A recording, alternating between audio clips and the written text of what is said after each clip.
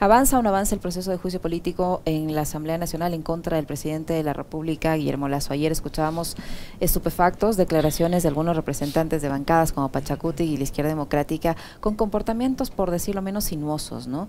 En el sentido de que ya no van a respaldar un eventual juicio político, pese a que votaron y apoyaron un informe que fue aprobado con 104 votos. Ayer ya le escuchábamos tener un comportamiento similar, no nuevo, porque ya se han manifestado así en otras ocasiones, tratando de deslindarse, de expresar una posición ambigua, pero que podría salvar al presidente de la República en caso de que exista un juicio político. ¿Qué está pasando? ¿Qué les ocurrió a estos asambleístas que apoyaron el informe y que ahora dicen que tal vez no apoyan el juicio político?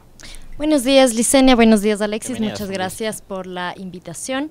Es absolutamente vergonzoso lo que sucedió ayer con ciertos asambleístas. La verdad es que deja mucho que desear de su comportamiento democrático. Tanto la bancada de Pachacuti como algunos miembros de Izquierda Democrática se han manifestado en la línea que usted manifiesta, Licenia, respecto de dudar si apoyar o no un juicio político cuando ellos votaron a favor de un informe que recomendaba el juicio político, y esto sucede solamente unos pocos días después, ¿no? Vemos que seguramente el gobierno también estará cotizando votos en la Asamblea Nacional, que eso no nos quepa la menor duda. Lo dijo ayer Luis Almeida acá.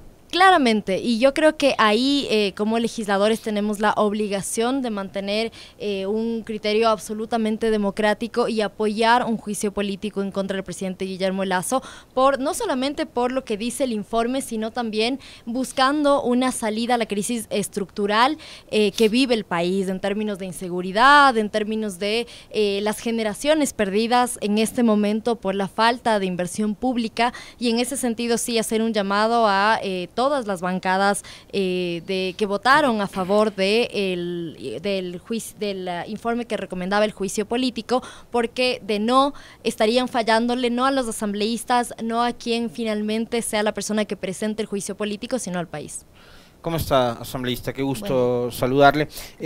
Estábamos hablando del 8 de marzo, de la jornada de hoy. Yo, antes de plantear una pregunta que tiene que ver con el asunto estrictamente político, quisiera también conocer su perspectiva, su visión desde su condición de mujer, de militante del feminismo, de cómo llegamos a esta fecha y si hay razones también desde el punto de vista político para procesar un gobierno que desatendió a las mujeres. Claro que sí, Alexis. Llegamos a este 8M en medio de una crisis profunda que vive el país, una crisis que nos ha afectado a todos y a todas, pero nos ha afectado de manera particular a las mujeres. Por ponerte un ejemplo, el año 2022 fue el año más violento para nosotras, cerró el año con 332 femicidios. Sí.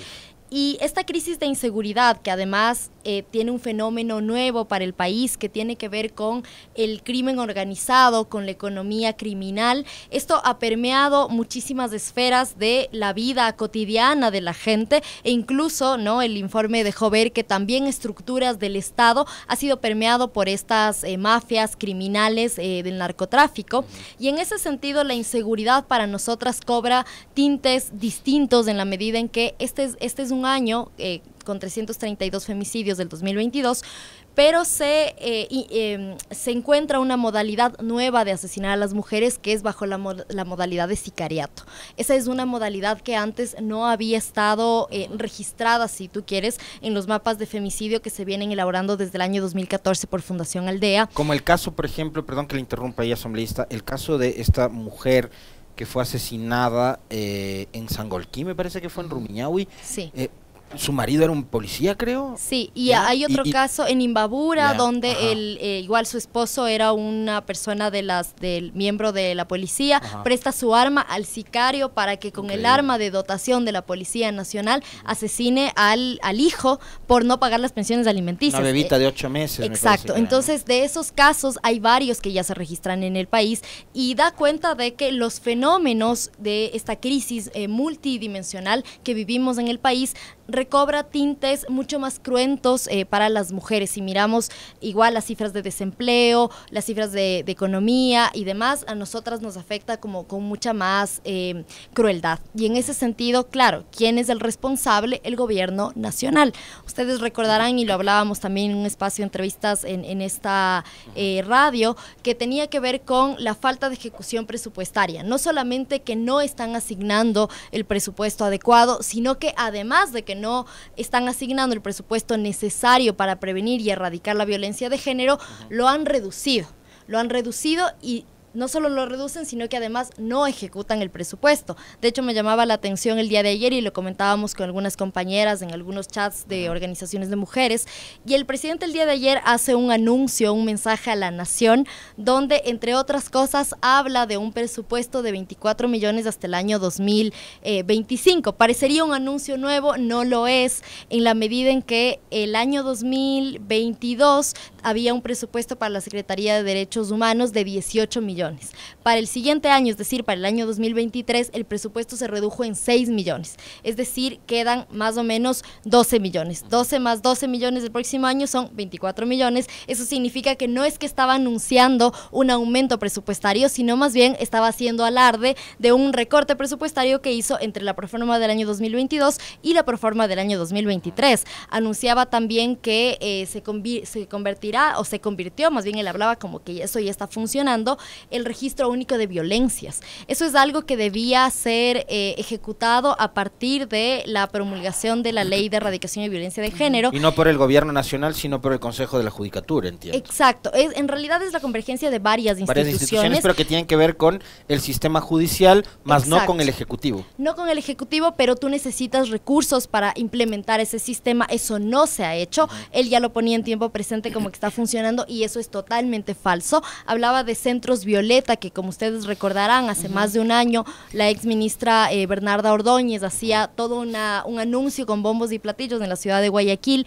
acompañada de la alcaldesa todavía de Guayaquil, la señora Cintia Viteri. Pero eso tampoco sucedió, nunca se ejecutó ese centro Violeta. De hecho, fue terminado el acuerdo fue terminado de manera unilateral por la alcaldía de Guayaquil por incumplimientos del gobierno nacional. A día de hoy se supone que existe un centro Violeta, el primero que se inauguró supuestamente hace un mes en Esmeraldas, pero no tenemos información de que eso esté funcionando, y ya el presidente de la República lo planteaba como un logro. Entonces, una serie de mentiras. No es la primera vez que el presidente de forma descarada nos miente a nosotras las mujeres, así que por el lado de los incumplimientos de campaña hacia las demandas de mujeres, también hay razones de sobra para un juicio político. Pero ¿puede prosperar este juicio político? ¿Cómo están las cosas, cree usted, asambleísta, al interior de la legislatura? ¿Puede prosperar? ¿Existe el riesgo de que este tema quede allí?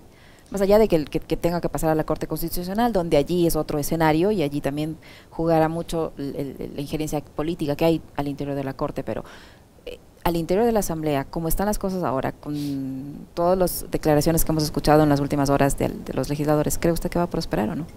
Mire, Licenia, yo le digo con muchísima sinceridad, espero que quienes el día de ayer se manifestaron de forma dudosa, si se quiere, respecto del juicio político al presidente Guillermo Lasso, haya sido un desliz. Espero que se retracten en su posición, porque no es posible engañar de esa forma al país.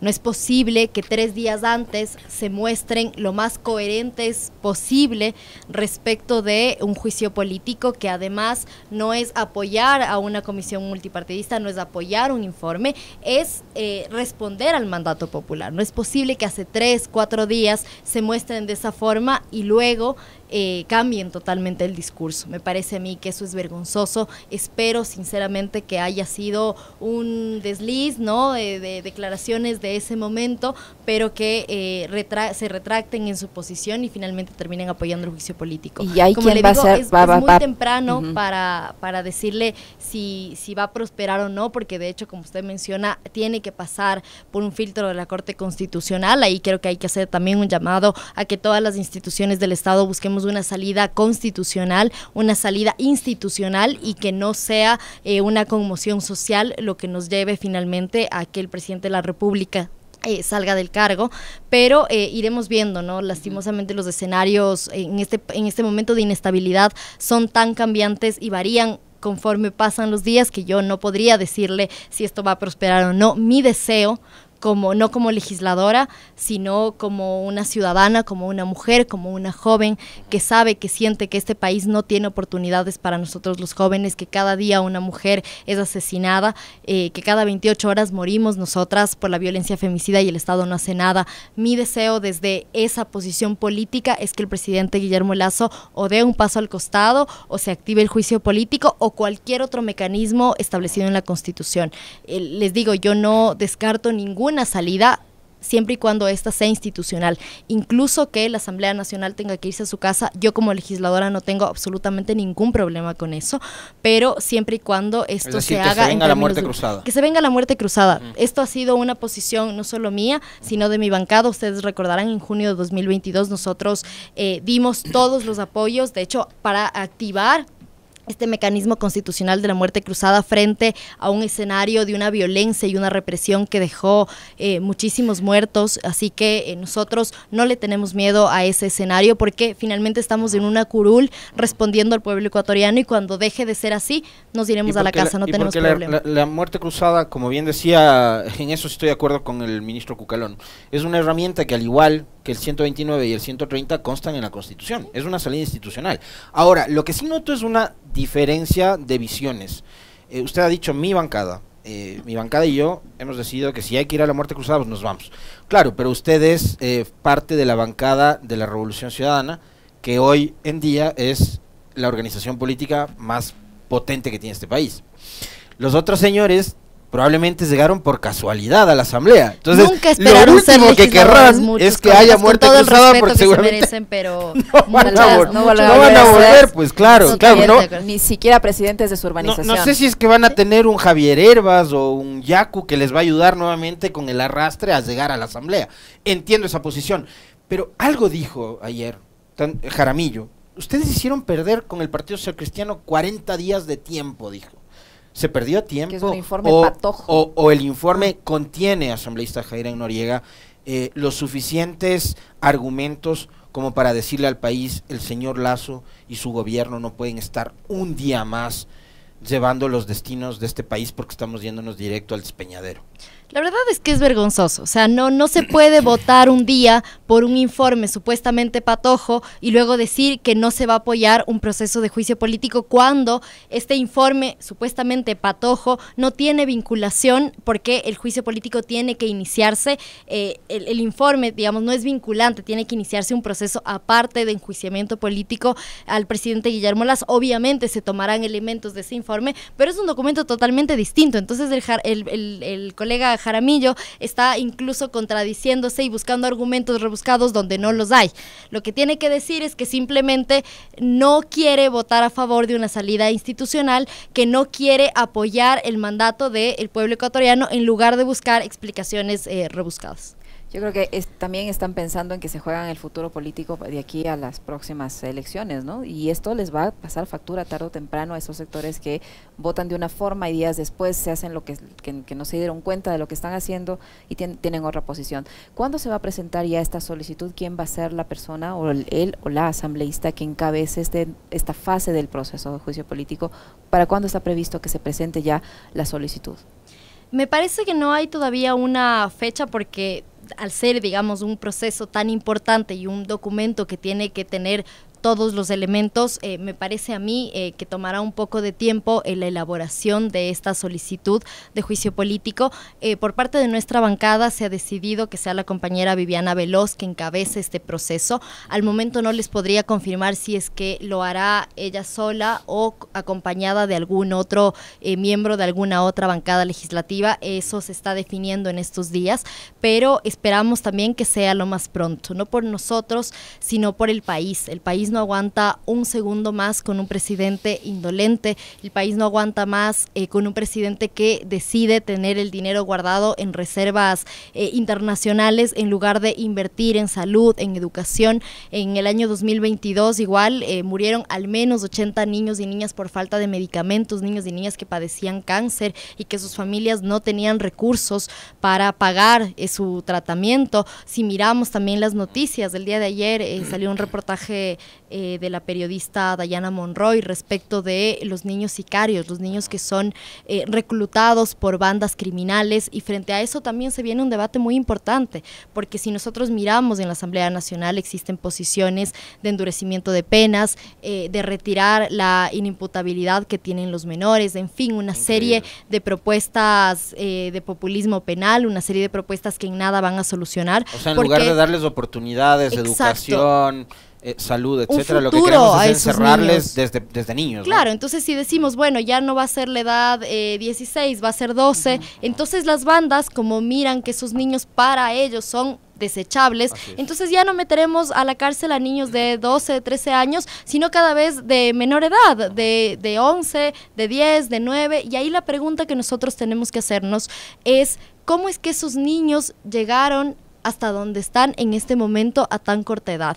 ¿Quién les dio el arma? ¿Quién les enseñó a usar el arma? Eso pasa cuando hay ausencia total del Estado. Si nosotros miramos la dolorosa situación de Esmeraldas, por ejemplo, y de otras provincias, sobre todo de la costa ecuatoriana, vamos a ver que ese es el retrato del desgobierno del presidente Guillermo Lasso, y frente a ese escenario, colocarse en una posición de neutralidad o colocarse en una posición, como decía la legisladora Moreira, y a mí la verdad me daba muchísima vergüenza su posición, pero ella hablaba de una supuesta tercera vía.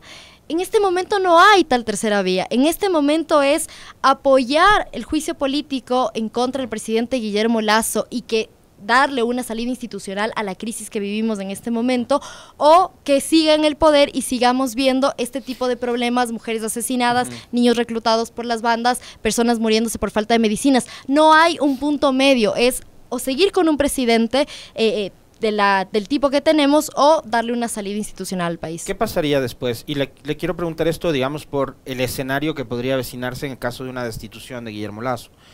¿Se queda Borrero?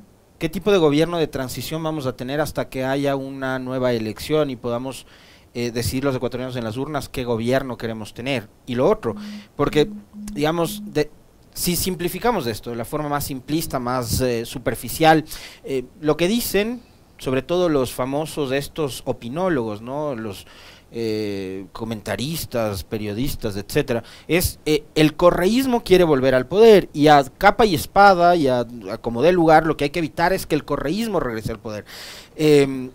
Ellos tienen terror de que la Revolución Ciudadana regrese al poder, porque claro, se les acaba la pauta, se les acaban los privilegios, los almuerzos, los cafés en el palacio, etcétera, etcétera, los contratos y demás. Pero ustedes quieren gobernar un país que va a quedar en ruinas, si de ser el caso. ¿Qué tipo de país, sea la Revolución Ciudadana, Pachacuti o el partido que sea que gane la próxima elección presidencial, qué país va a tener en sus manos, asambleísta Noriega? Esa es una pregunta sumamente compleja. Obviamente este no es el país que el presidente Rafael Correa recibió en el año 2006, que ya, digamos, en ese momento nosotros teníamos un país que había sido destrozado, por lo que en su momento él llamaba la partidocracia, ¿no? Partidos políticos que se repartían el poder sin mirar a la gente, sin responder a las necesidades de las personas, ¿no? En salud, educación, institucionalidad y demás, pero lo que vivimos ahora es mucho peor. El país que nos tocaría, en caso de que así lo decida la gente, obviamente, sería gobernar un país que no solo está destrozado a nivel institucional, no solamente que no se ha invertido en política pública, que todo lo que se hizo, ¿no?, respecto de la inversión en carreteras, en escuelas, en hospitales, todo eso se ha venido abajo, en parte por falta de mantenimiento, por falta de voluntad política, por el desastre que han sido los gobiernos de Moreno y de Guillermo Lasso.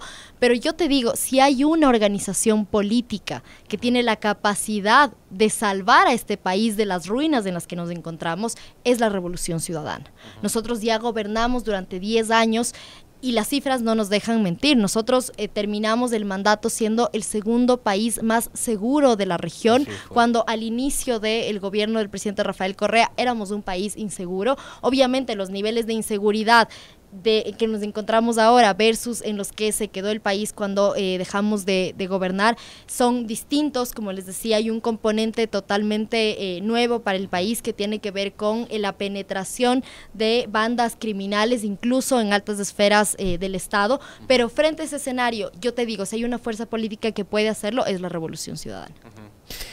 Con base en eso, le quiero preguntar también, Jairen, porque usted ha sido muy cercana, siempre ha sido muy cercana, de hecho, se queda como asambleísta titular a partir de la renuncia de Pavel Muñoz. Hay mucha expectativa con respecto de lo que puedan hacer los gobiernos locales en donde ganó la Revolución Ciudadana. Ayer veíamos una foto donde estaban los 9 prefectos y prefectas de la Revolución Ciudadana reunidos, y se ganan espacios importantes, se gana Guayas, se gana Azuay, se gana en la Amazonía, se gana en Babura, se gana Cañar, se gana nuevamente Pichincha y se ganan las alcaldías de Quito y Guayaquil. Y eso a la gente le está llenando de muchas expectativas. ¿Cuáles son las que ustedes tienen dentro de la propia organización de lo que puede hacer, por ejemplo, en Quito Pavel Muñoz junto a Paola Pavón? Bueno, las expectativas son grandes. Creo que en este momento estamos sumamente esperanzados de no haber sido, ¿no? Porque por la crisis del Gran Padrino que empañó, si se quiere, un poco el escenario nacional, creo que todavía estaríamos hablando de los resultados electorales, porque la verdad es que si bien esperábamos tener buenos resultados, lo que sucedió finalmente el 5 de febrero superó nuestras expectativas, ligado también a los resultados de la consulta popular. No nos olvidemos sobre eso. El gobierno nacional inyectó muchísimos recursos para esa campaña. De hecho, en TikTok había una campaña, a mí me parecía que era buena, no en el sentido de los contenidos, no porque me haya convencido ni mucho menos, pero yo decía, son mensajes que están bien estructurados. Es una campaña que está conducida por alguien que sabe cómo hacerlo. Se nota que tienen muchos recursos. Obviamente el gobierno le estaba impulsando. Recursos sobre los cuales además no han rendido cuentas a nadie, ¿no? Exacto, la señora Sichel también, digamos, estaba involucrada, ya era funcionaria pública. Bueno, en fin, ahí hay un tema que se tiene que resolver. Pero pese a todo eso y pese a las mentiras, porque también en este barrio yo veía que estaban grafitis que decía algo así como: contra el juez corrupto, vota sí, ¿no? Mensajes tan simplistas y mensajes mentirosos. Contra el narcotráfico, vota sí. Sí, ellos son el narcotráfico. Entonces, claro, eran mensajes que podían engañar fácilmente a la gente, pero finalmente perdieron esa consulta. Y que hayan perdido esa consulta significa que no le creen al presidente Guillermo Lasso, que la gente no le cree al presidente Guillermo Lasso. Y si sumamos ese escenario a los resultados de las elecciones seccionales, nos damos cuenta que la gente encontró en la Revolución Ciudadana una apuesta y una salida a este desgobierno, ¿no? A través de unas apuestas más locales. Eso para nosotros obviamente nos llena de muchísima emoción, de muchísima gratitud también por ese voto de confianza, pero lo tomamos así. Exacto, lo tomamos así. Porque la gente va a voltear a verles a ustedes, ¿sabe por qué? Porque, a ver, aquí hay un gobierno que está cruzado de brazos, que no hace nada y que no va a solucionar nunca nada. Ya, porque está clarísimo que ni les interesa ni les importa cuidar la vida de la gente y gobernar como deberían gobernar, ya les importa un bledo. Entonces la gente va a voltear a ver, bueno, alcalde de Pavel, totalmente le de toca. acuerdo. Además que van a tener a todos los medios pendientes de cualquier error o cualquier acierto, ¿no? Con lupa los van a ver. Nosotros de ese resultado no lo tomamos como un cheque en blanco, para nada. Sabemos que la gente en esta situación de crisis, de precarización de la vida a todos los niveles, va a querer resultados. Si la posesión es del 14 de mayo, entonces del 15 de mayo va a querer que todos sus problemas estén solucionados. O por lo menos los 100 días que algún experto dijo, ese es el límite de los 100 días. Entonces, sí, totalmente de acuerdo, y yo creo que la gente es lo que espera de sus gobernantes. Finalmente, no podemos quitar el cuerpo y decir, bueno, esto no es mi competencia, no me toca, vaya, pregunte al vecino en Carondelet. Lastimosamente no estamos en ese escenario, pero yo confío en que todos mis compañeros a nivel nacional, quienes fueron electos como autoridades locales, pero sobre todo por habitar este territorio. Confío plenamente en que la compañera Paola Pavón y el compañero Pavel Muñoz van a ser la mejor dupla posible que podemos tener nosotros. De hecho, con el compañero Pavel Muñoz hemos trabajado una agenda muy importante de protección de derechos, no solamente para las mujeres, sino también para los niños, niñas, las adolescentes, que se encuentran en este momento en completo abandono, las personas adultas mayores. ¿Qué pasa con la situación de mendicidad en Quito? Que es una cosa que se debería estar encargando el Ministerio de Inclusión Económica y Social y no lo está haciendo. El proceso de transición de Pavel ya se está llevando a cabo y en ese proceso está pensando, digamos, desde una perspectiva de derechos muy fuerte, así que estamos a la expectativa de más bien ya iniciar el trabajo de lo que es gobernar una ciudad con muchísima expectativa, pero también con mucha responsabilidad. Hoy de lo que Pichincha se implica. abre el séptimo Guarmi. En Mejía. En Mejía, exactamente. No sé si va a estar ahí, pero preguntarle si es que, como lo dijeron en campaña, el Guarmi, por ejemplo, se va a convertir en un gran proyecto, no únicamente que se trabaja desde la prefectura, sino también con el acompañamiento del municipio de Quito. Sí, Ahora. totalmente. De hecho, esa era una de nuestras propuestas principales, Guarmi Quito. ¿Y qué es lo positivo y lo esperanzador de que hayan ganado tanto la compañera Paola como Pavel Muñoz? Es que van a poder colaborar. Eso es lo que se necesita, autoridades que puedan coordinar el trabajo, algo que no le pasaba a la señora prefecta con el actual alcalde Santiago Guarderas.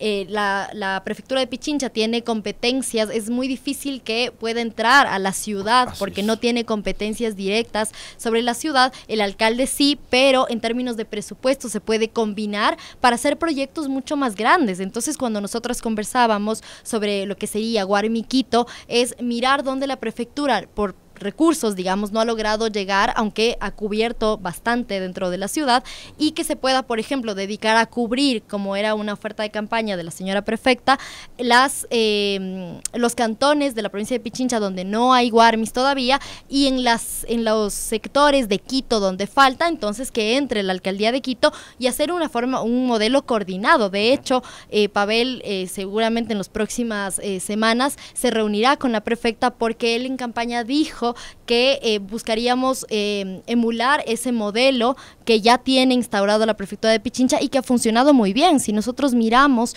el mapa de femicidios del año 2022 respecto del año 2021, la tasa de femicidios en Pichincha se redujo.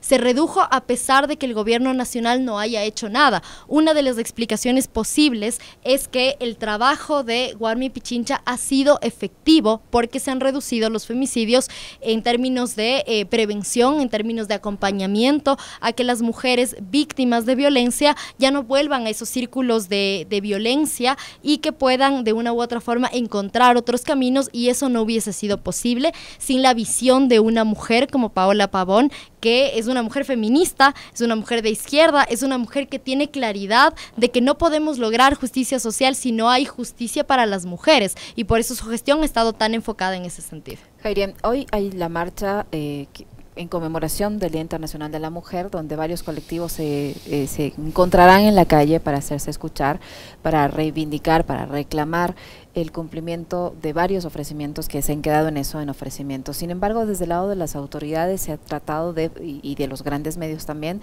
de fomentar la idea de que es un día de desestabilización, que es un día de posiblemente de caos, de terror.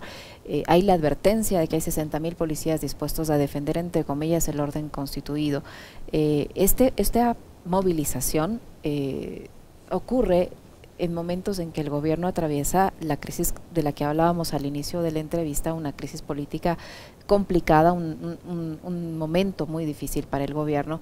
¿Debe tener temor el gobierno respecto a la participación que hoy tengan las mujeres en las calles? ¿Se fundamentan esos temores, esos fantasmas que en todo momento ve el gobierno? Hoy, precisamente el 8 de marzo, con la marcha que están organizando los sectores feministas. Mire, Licenia, el gobierno del presidente Guillermo Lasso es un gobierno profundamente antidemocrático. Desde el día 1 se encargó de continuar con un camino de persecución hacia sus opositores políticos. No solamente me refiero a la Revolución Ciudadana, sino también al movimiento indígena. Ha tenido una posición antidemocrática respecto de, por ejemplo, las mesas de diálogo. Él nunca se presentó directamente a solucionar los problemas que estaban establecidos en este petitorio del movimiento indígena, que claro, no eran, a mi criterio, esto podemos discutirlo, pero a mi criterio no eran demandas, si se quiere, solamente de las personas indígenas, del movimiento indígena, sino que eran demandas a nivel nacional. Por ejemplo, en términos de educación, la falta de cupos, en fin, una serie de demandas a las cuales el presidente Guillermo Lasso no dio respuesta. Después de varios meses se cierran las mesas de diálogo porque no hubo resultados, porque nada, se repite lo mismo de siempre, ¿no? El presidente Lasso mintió y finalmente no hay resultados. Y en ese sentido, no solamente ha sido contra el movimiento indígena, sino también contra el movimiento de mujeres. Nosotros, si ustedes recuerdan, el 8M del año pasado fue un 8M de represión policial. Eso no se había visto nunca en la historia de este país. Eso no había pasado jamás, porque la movilización del 8M se ha caracterizado por ser una movilización pacífica. Eso de nuestro lado no cambió, porque a nivel nacional las mujeres se movilizaron de forma pacífica. De hecho, son marchas a las que asisten niños, niñas, mujeres embarazadas, personas con discapacidad, personas adultas mayores, porque es una lucha y es una marcha por la reivindicación de nuestros derechos. No es una marcha desestabilizadora en lo absoluto. Nunca ha sido ese el carácter del 8M, y a pesar de eso, en ese momento se determinó que fue amenazante, que era peligroso, y entonces se reprimió en las principales ciudades del país, en Quito, en Guayaquil y en Cuenca. En ese sentido, el día de ayer, junto al colectivo Madres Coraje y como parte del Grupo Parlamentario por los Derechos de las Mujeres, presentamos en el Ministerio del Interior una solicitud exigiéndole al ministro que no haya episodios de represión policial en las marchas a nivel nacional, que se respete el legítimo derecho a la protesta que tienen las mujeres en todo el territorio nacional. Esperamos realmente que esto sea así, que se cumpla la palabra de que no va a haber represión policial durante la jornada del 8M. Sin embargo, obviamente en nuestra capacidad fiscalizadora estaremos vigilantes de que el derecho de las mujeres y de todas las personas que decidan movilizarse en la jornada del día de hoy se cumpla.